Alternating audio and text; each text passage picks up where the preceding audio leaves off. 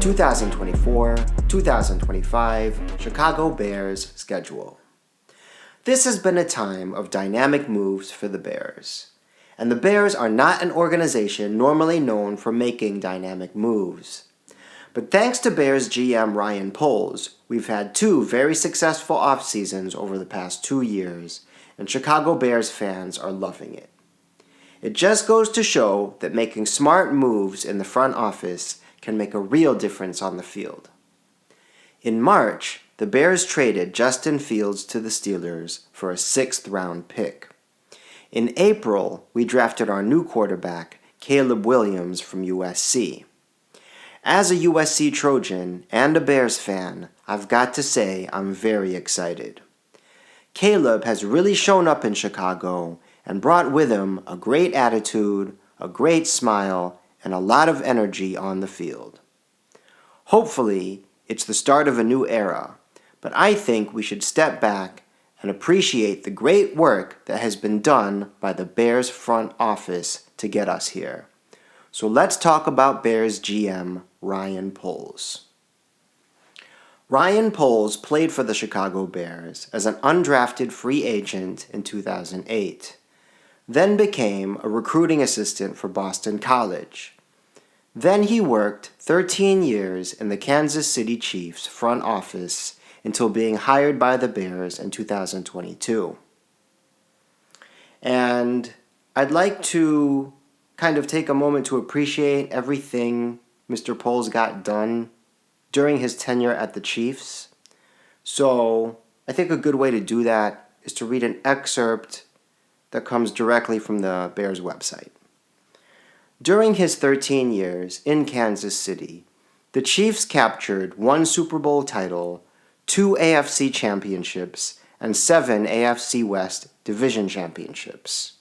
Poles oversaw all aspects of the college scouting across the country for the Chiefs, while assisting with the pro personnel process and preparing for free agency. He also assisted General Manager Brett Veach with the coordination of the NFL Draft and overseeing the team's out-of-town area scouts. Poles was instrumental in helping the Chiefs land top draft prospects such as All-Pros Patrick Mahomes and Travis Kelce. The signature move of Poles' tenure so far is a move that he made almost immediately as GM, the DJ Moore trade. It was through this trade that we ended up getting our new quarterback and a lot of other players as well. So we'll take a look at it here. Drafting Caleb Williams was the culmination of a sequence of events that started with a 10-game losing streak in 2022. And I want to emphasize that the Bears were not tanking. I was watching the games during that time, and it didn't look like they were tanking. They were out there playing. But anyway, because of that performance, we got the number 1 pick in the 2023 NFL Draft. The Bears traded that number 1 pick to the Panthers for DJ Moore and 2 first-round picks in the then-future 2024 Draft. Then, a year later, after the Panthers performed poorly, a pick from that trade ended up being the number 1 pick as well. That's how we got the opportunity to draft Caleb Williams. As a matter of fact, other acquisitions that came from that trade are shown here on a graphic from the Bears' official website. So using just draft capital alone, Poles has added 15 players on offense and netted more than 9 players on defense. On March 14th of this year, the Bears were able to trade for wide receiver Keenan Allen. They traded the Chargers a 4th-round pick in this year's draft. Allen is currently in his 12th year in the league and has had 6 years of more than 1,000 receiving yards. He's also very popular as a 6-time Pro Bowler. Although DJ Moore is not a Pro Bowler, he has averaged more than 1,000 yards per season in his 6-year career. So with Allen and Moore, we have 2 elite wide receivers. We also have a top 10 tight end in Cole Kmet. Kmet was born and raised in the Chicago suburbs and was drafted by the Bears in 2020. He is coming off a career-best season.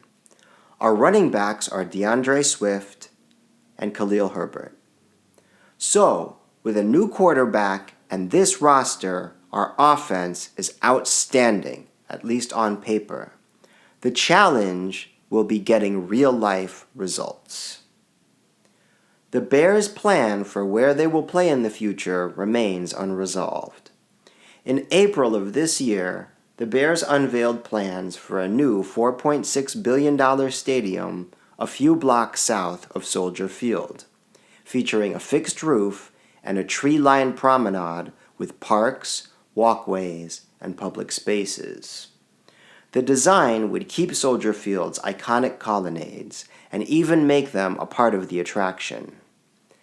This site would thus replace the historic Soldier Field Stadium, which would be demolished. The Bears dropped a YouTube video and a series of digital renderings depicting their vision, marking the Bears' most serious effort yet to express their intentions. The plan has been met with both excitement, my take, and skepticism over the past few months. Still, unanswered questions remain. So far, the plan has not gained support from lawmakers. Chicago Mayor Brandon Johnson has said taxpayers will not pay for the stadium, yet the Chicago Tribune reported taxpayers will pay half of the $4.6 billion cost. Bears executives will also seek a $300 million loan from the NFL Stadium Fund. It's also uncertain how the team would deconstruct much of Soldier Field and how the city would reconfigure existing parking lots and roads. The team may have a new possible source of funding. This month, NFL owners voted at a special meeting in Minnesota to relax the rules around team ownership. Private equity funds can now purchase stakes in NFL teams, up to 10% of the team's estimated value. This would play into the NFL's goal of generating $25 billion in annual revenue. Analysts estimate they made about $21 billion in 2023. Bears management voted in favor of the proposal. Soldier Field was built in 1924 with a capacity of 63,500. In 1971, the Bears moved into Soldier Field full-time. In 2002, it received a $632 million renovation upgrade. Taxpayers paid $432 million, or 63%. Its current capacity is actually less now, 61,500. In 2022, the Bears started demanding renovations to Soldier Field. In September 2022, the Bears purchased the property of the former Arlington Park Racecourse and expressed an interest to move to that location in the northwest suburbs. Then, we had the video and renderings released this year, and even to this day, new proposals are being made by all kinds of people, architecture firms, fans, etc. The Bears have a lease on Soldier Field until 2033. The lease can be broken in 2026 with an $84 million penalty. As recently as this summer, Bears president Kevin Warren has said that he would like the Bears to have a new stadium in use by 2028. So with all that being said, the future of the stadium remains unclear. Only time will tell.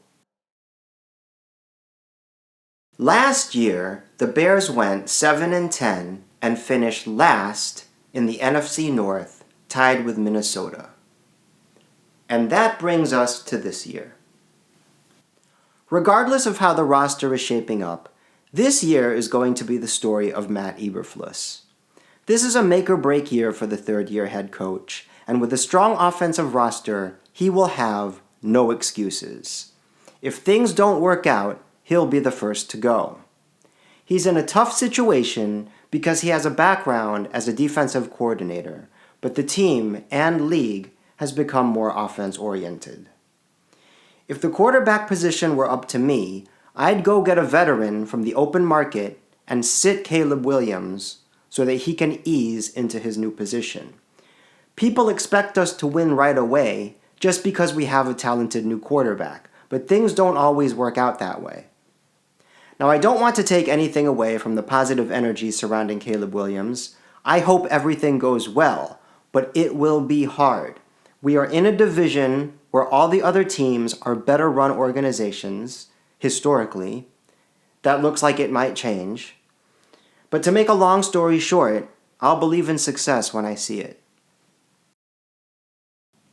We now have new kickoff rules in the NFL, which were created to try and mitigate injuries and encourage more returns. The new kickoff rules were inspired by the rules used in the XFL. The kicking team will kick off from its own 35-yard line. The kickoff play will now have a landing zone. The landing zone for the ball is between the receiving team's 20-yard line and the goal line. Up to 2 returners can be in the landing zone.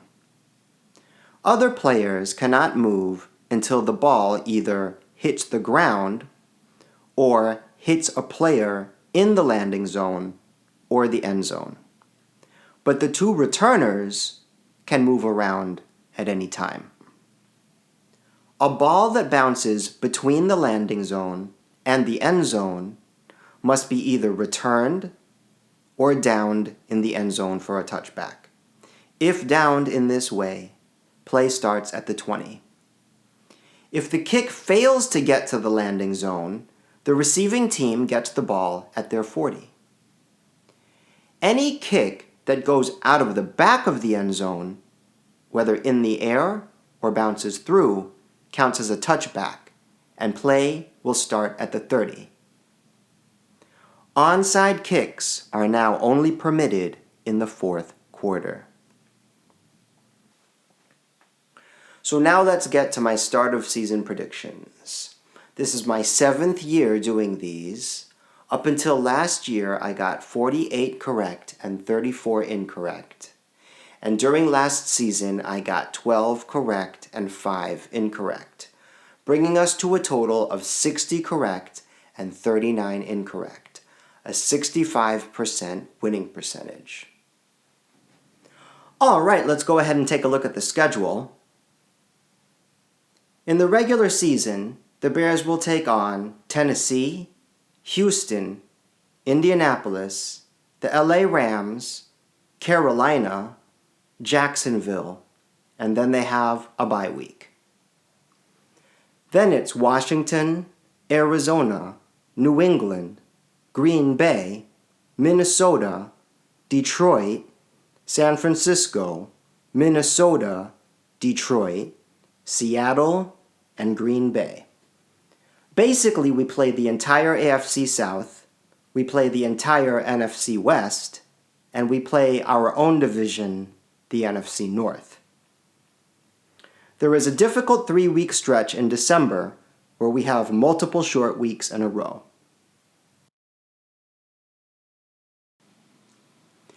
And let's take a look at what I think will happen.